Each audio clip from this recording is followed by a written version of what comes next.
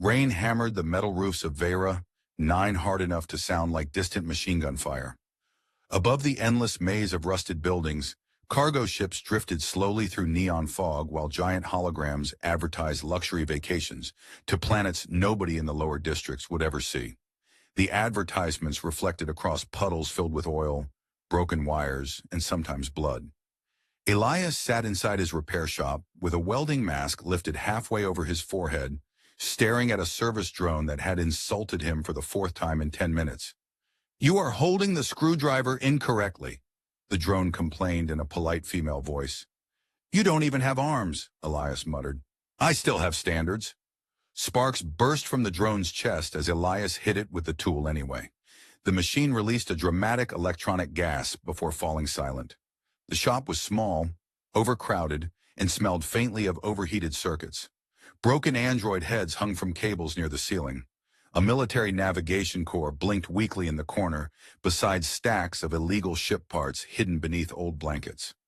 Outside, exhausted workers shuffled through the rain under flickering blue streetlights, while patrol drones floated overhead like metal insects. Elias leaned back in his chair just as the door sensor chimed weakly. A woman stepped inside carrying a child wrapped in a gray thermal cloth, while another small child clung to her side. Cold air followed them into the room. Elias immediately noticed the ears. Long, elegant, slightly pointed. Alien.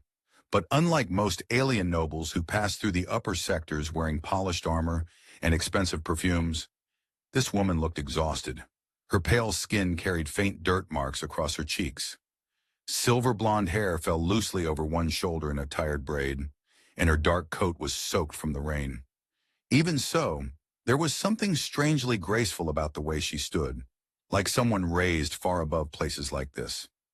The younger child stared directly at Elias's hanging robot heads. "Mother," he whispered nervously, "I think this man murders machines." "Only the annoying ones," Elias answered. The boy immediately hid behind the woman's leg. The older child, a little girl with the same long ears, pointed toward the broken drone on the table. "That one died screaming." "It survived worse," Elias said. "Probably." The woman looked embarrassed for the first time. "I apologize. They haven't eaten since yesterday." That sentence changed the room. Elias slowly removed his gloves. The woman hesitated before reaching beneath her coat. From inside, she pulled a silver necklace with a crystal embedded in its center. Even beneath the weak workshop lights, faint blue patterns moved deep inside the gem like trapped stars. "This should cover food," she said quietly. Elias frowned the moment he saw it. Too valuable. Far too valuable. "You're offering this for a meal?" "For enough supplies to last several days." Elias looked at the children again. The younger boy was now staring suspiciously at a toaster near the wall, as if expecting it to attack him. Then Elias looked back at the necklace. Something about the crystal bothered him. Tiny symbols flickered inside its surface for less than a second before disappearing again. Not decorative symbols. Coordinates. Ancient encoded ones. Before he could think further, the old cleaning robot in the corner suddenly activated by itself. Its rusty sensors locked onto the little boy. "Unauthorized small human detected," it shouted. The boy screamed. The robot rolled toward him at terrifying speed while loudly playing ancient romantic music through broken speakers. "Why is it running like that?" the woman shouted. "Because I fixed it myself," Elias admitted.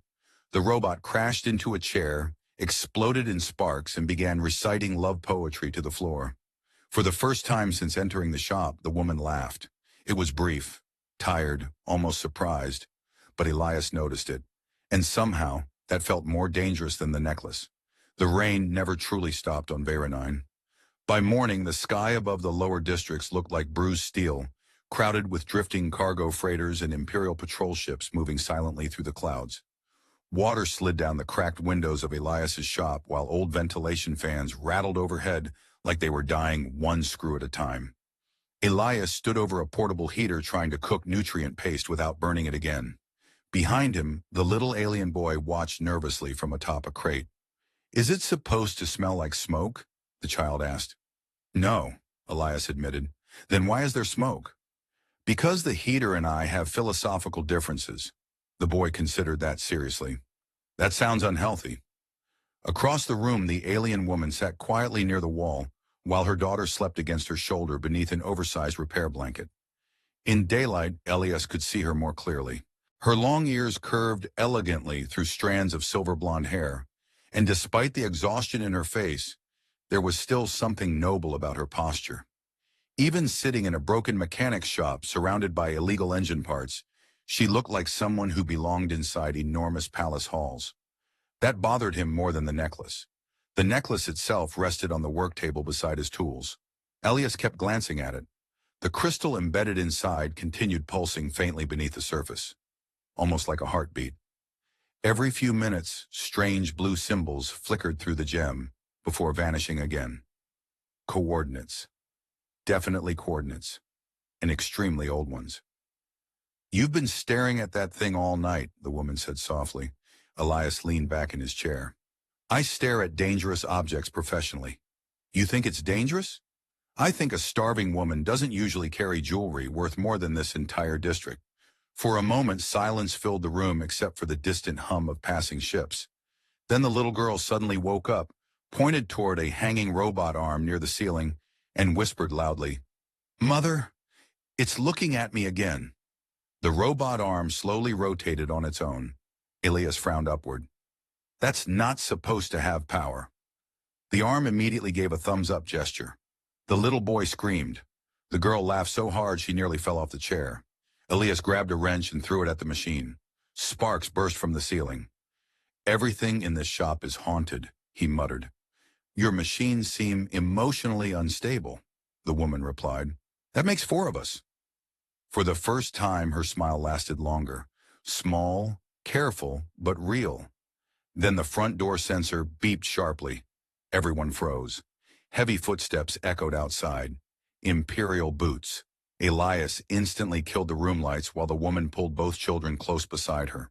Through the rain-covered window, several armored security officers moved slowly down the street, scanning identification signals from nearby buildings.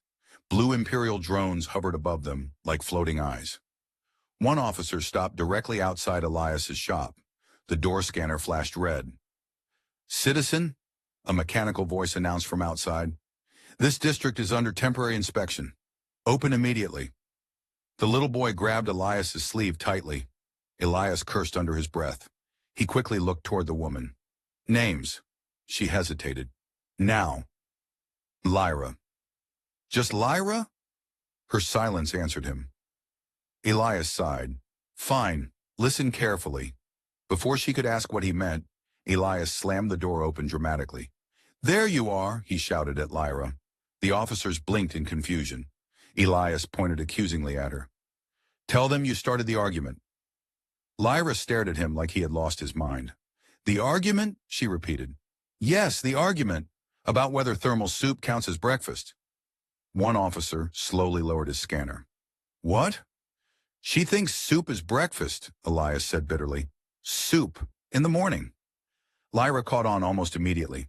"It was fortified nutrient broth," she snapped back. "Not soup. Broth is just soup pretending to have a career." The older officer rubbed his forehead beneath his helmet. "We are conducting a contraband search." "Please arrest him," Lyra said immediately. "He overcooks protein packs on purpose." "That happened once," Elias protested. "It caught fire twice." The younger officer suddenly laughed before trying to hide it. The tension shifted just enough. Scanners swept across the shop, across the necklace, across the hidden military parts beneath the blankets, then finally away. "No illegal signals detected," the machine announced. Elias relaxed slightly, but as the officers turned to leave, the little alien boy looked up innocently and asked, "Mother, are the palace soldiers going to find us here too?" The entire street went silent. Even the rain suddenly sounded louder. The officer's helmet turned slowly toward the little boy. "What palace soldiers?" he asked. Lyra's face lost all color. Elias reacted first. He burst into loud laughter so suddenly even the officers looked startled. "Palace soldiers!" Elias wiped fake tears from his eyes. "Kid watches too many holodramas." The little boy blinked in confusion. "The silver soldiers," he insisted. "The ones Mother said." Elias grabbed a burned protein bar from the table and shoved it into the child's hands. "Congratulations," he announced loudly. "You've earned emergency dessert for not discussing fictional armies with strangers." The boy immediately forgot everything. The older officer narrowed his eyes anyway. "You should monitor what your children watch." "I've been trying," Elias sighed. Last week he told a vending machine it was part of an intergalactic conspiracy. The younger officer snorted. Even Lyra nearly smiled from relief. The scanners beeped one final time before the patrol finally moved on into the rain-covered streets. The moment they disappeared around the corner, Elias slammed the door shut and locked every bolt manually. Silence filled the shop. Then Elias turned toward Lyra. "Palace soldiers?" The warmth from earlier vanished instantly. The little girl quietly lowered her head, while Lyra stood motionless beside the table. The crystal necklace still rested there, between scattered tools and wires, glowing softly beneath the dim workshop lights. "You should leave us," she said quietly. "That usually means I definitely shouldn't." "You don't understand what this is." "No," Elias agreed, "but Imperial patrols don't search lower districts unless they're terrified of something." He stepped closer to the necklace. "Or someone."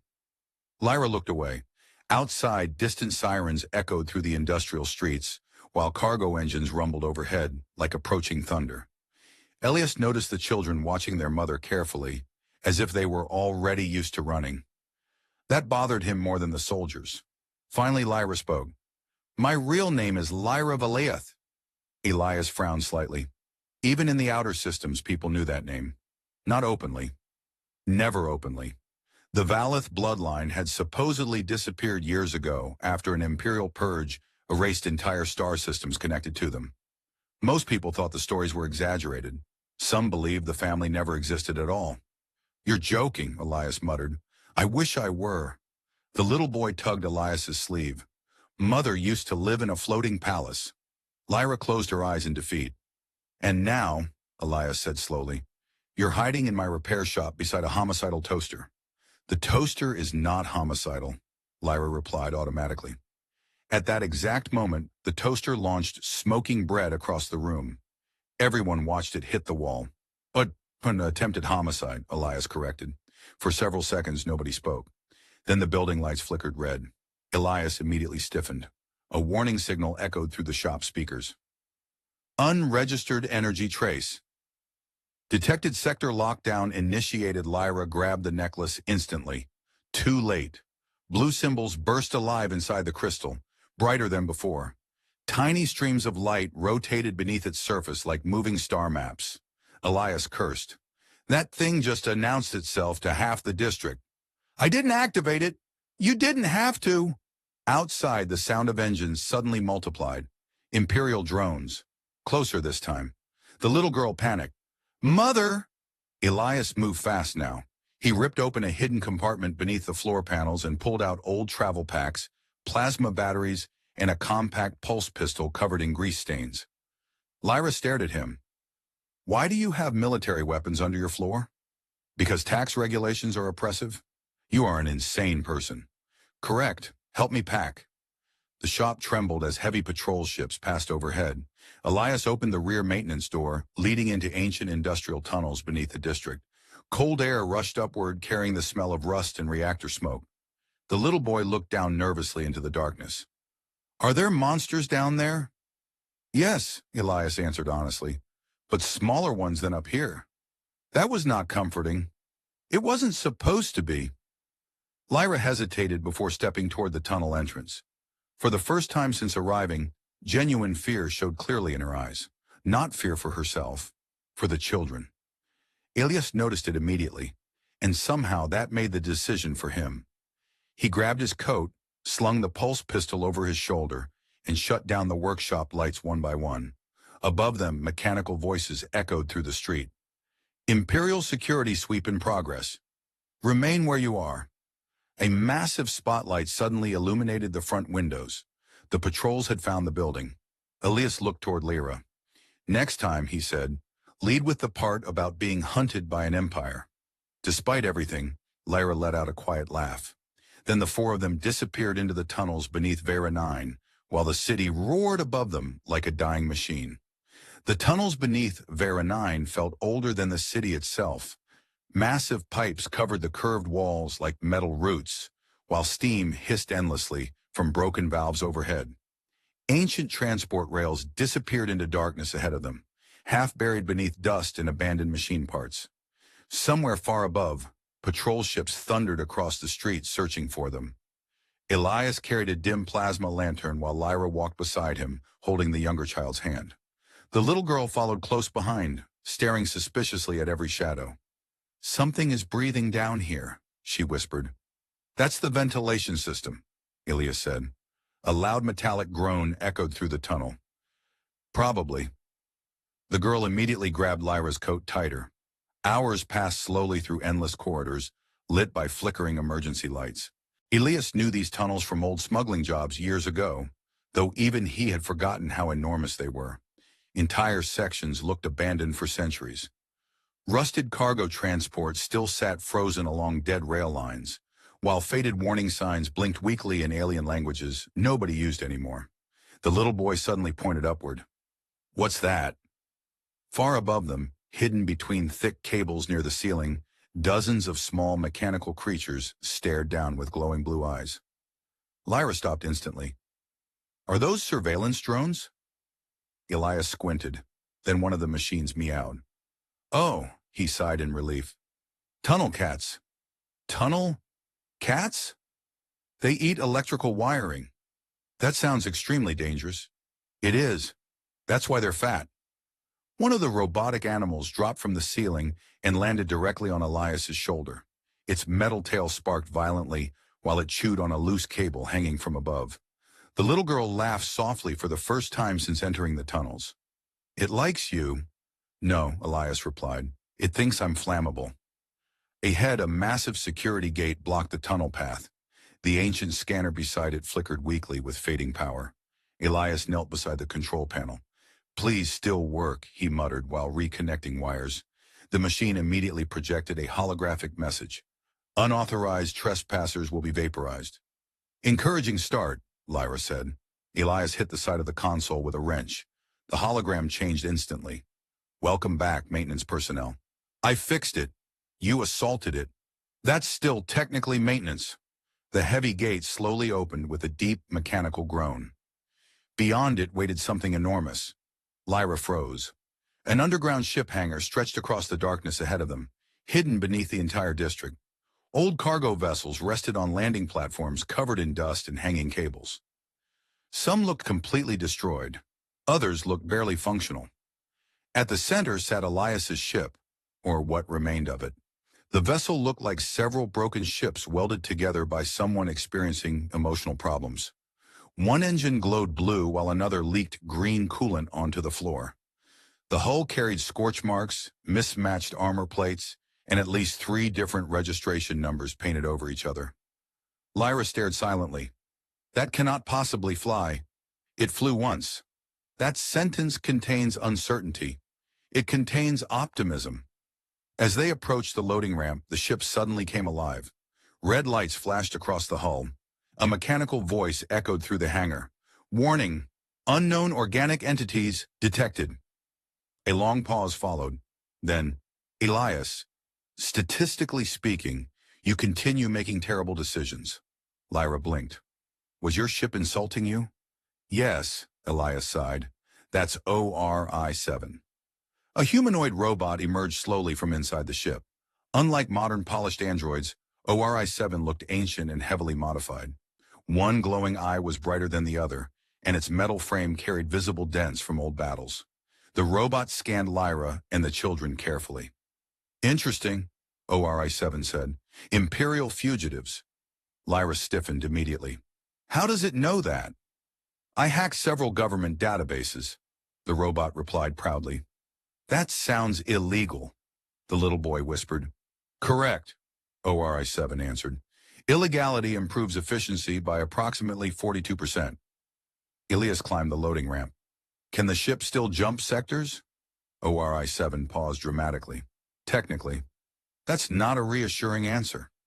"The left engine may explode." "The left engine always explodes. True, consistency is important.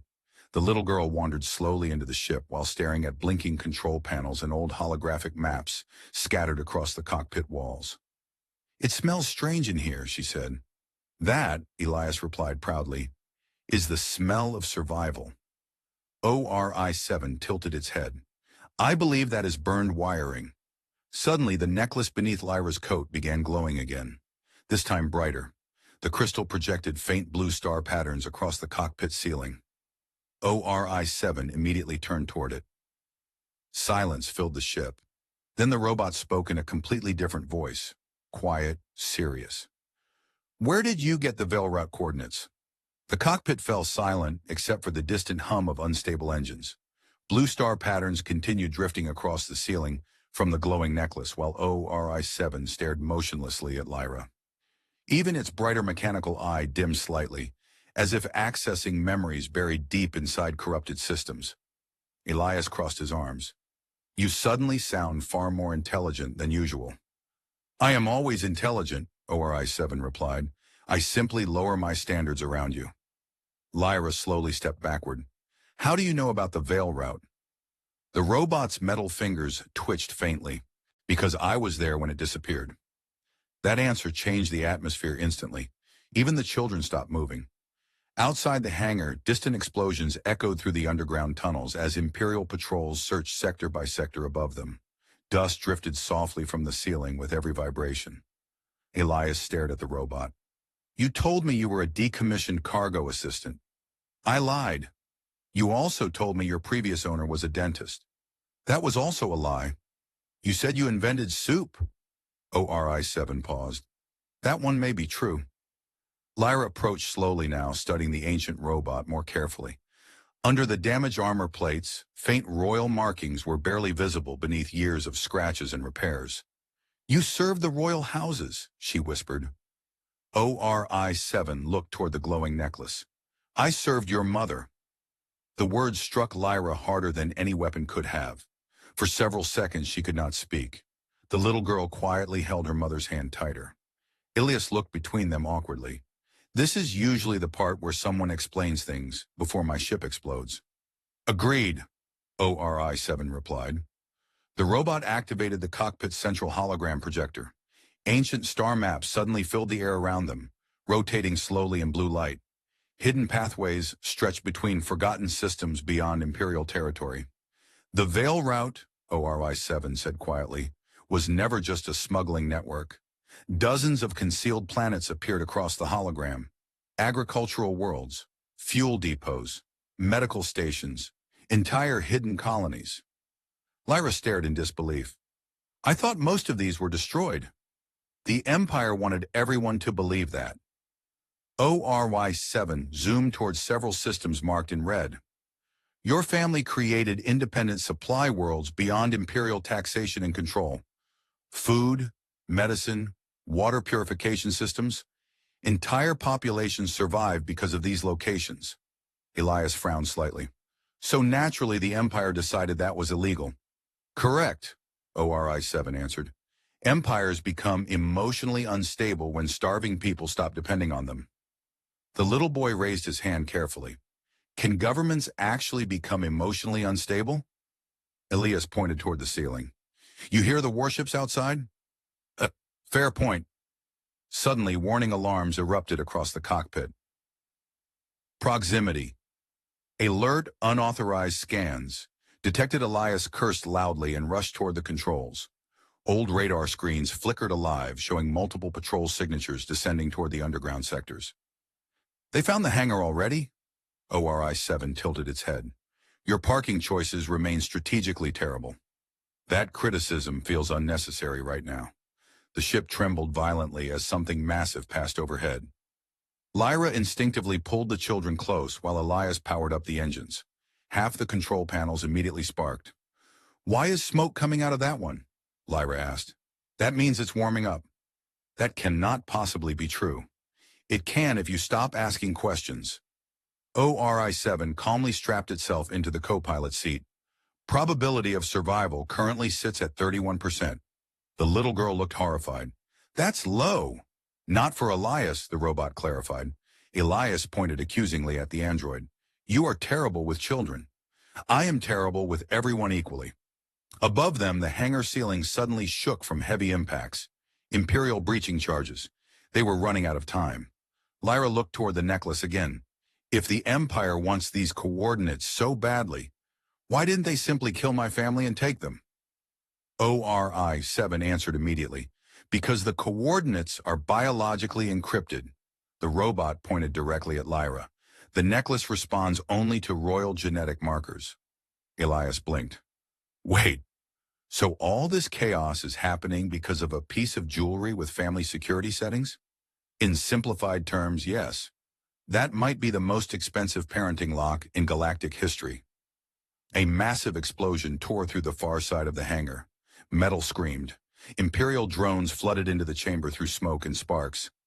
Less talking, Elias shouted. More surviving. The ship engines roared to life unevenly. One engine ignited properly. The second exploded. The third made a sound disturbingly similar to coughing. Lyra looked terrified. This ship is dying. ORI-7 scanned the engine readings. Technically, several parts are already dead. Wonderful, Elias muttered. Blaster fire suddenly lit the hangar behind them. Drones advanced rapidly across the floor. The little boy covered his ears while the ship lifted violently from the platform, scraping against hanging cables and showering sparks everywhere. Was that intentional? Lyra yelled. Mostly. That is not comforting. The cargo ship burst upward through the collapsing hangar tunnel, while alarms screamed endlessly throughout the cockpit. Behind them, Imperial ships rose into pursuit through the industrial darkness of Vera 9. And above the planet's poison clouds, hidden somewhere among forgotten stars, the Veil route waited. The cargo ship tore upward through the storm clouds of Vera 9, while warning sirens screamed from every wall panel. Behind them, 3 Imperial fighters burst from the industrial haze like hunting blades. Elias gripped the controls tightly as the ship rattled hard enough to make the ceiling lights flicker. Why is the steering shaking? Lyra asked. Because the ship senses fear. That is not how ships work. You'd be surprised. ORI-7 rotated calmly in the co-pilot seat, while sparks jumped from exposed wiring near its shoulder. Correction, the robot said.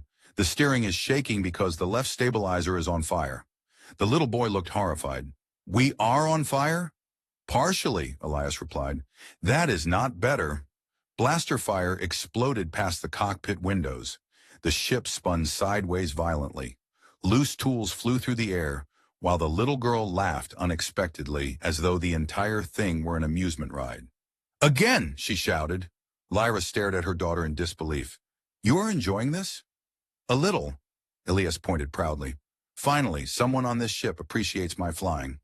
You are not flying, ORI-7 answered. You are negotiating with gravity through panic. Another blast struck the rear hull. The ship groaned loudly. Warning, engine structural failure. Imminent. Ignore that, Elias said immediately. Can we ignore structural failure? Lyra asked.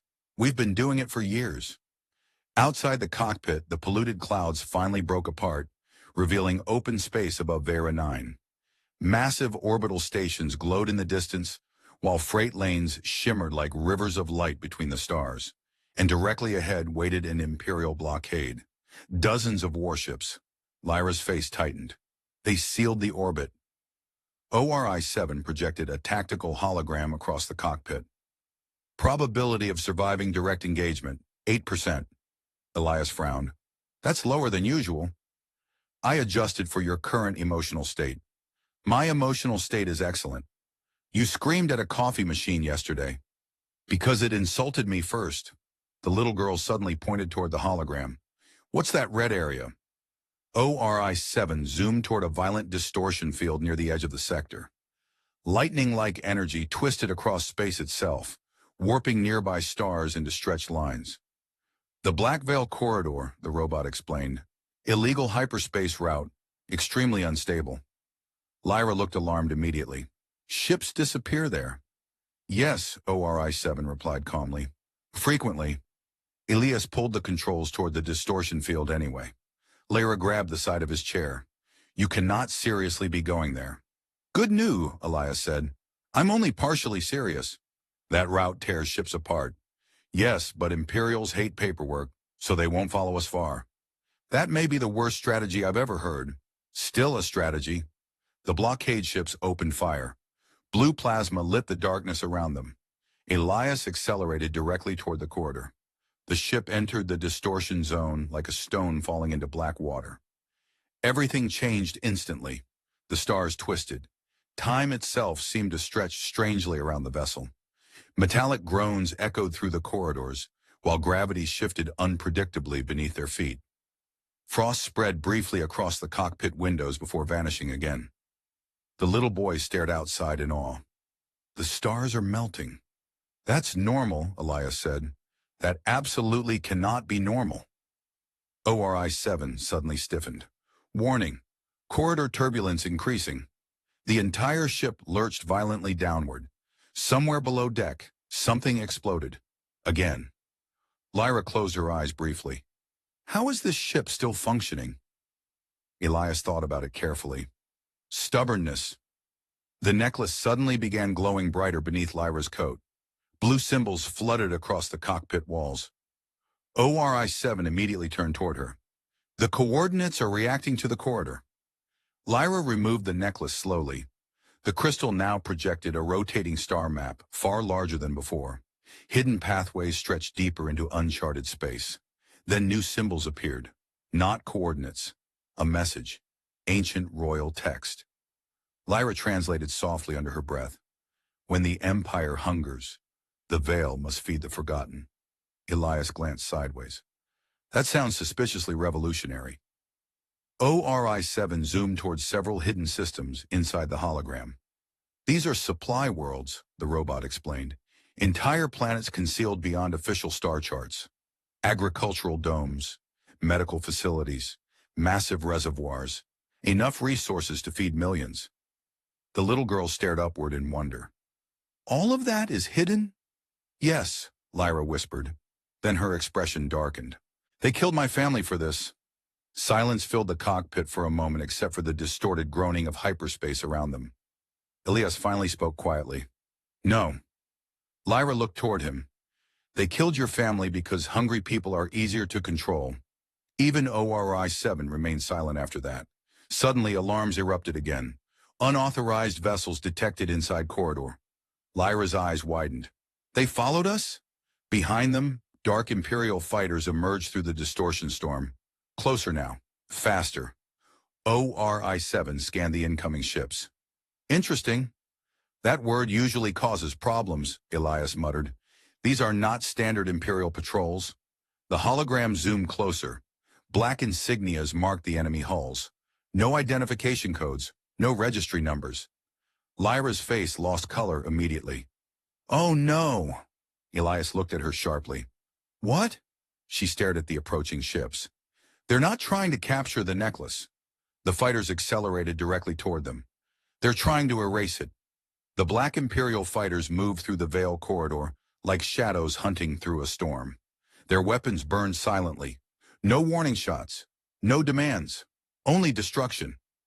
Elias pulled the cargo ship hard to the left as plasma fire tore past the cockpit windows.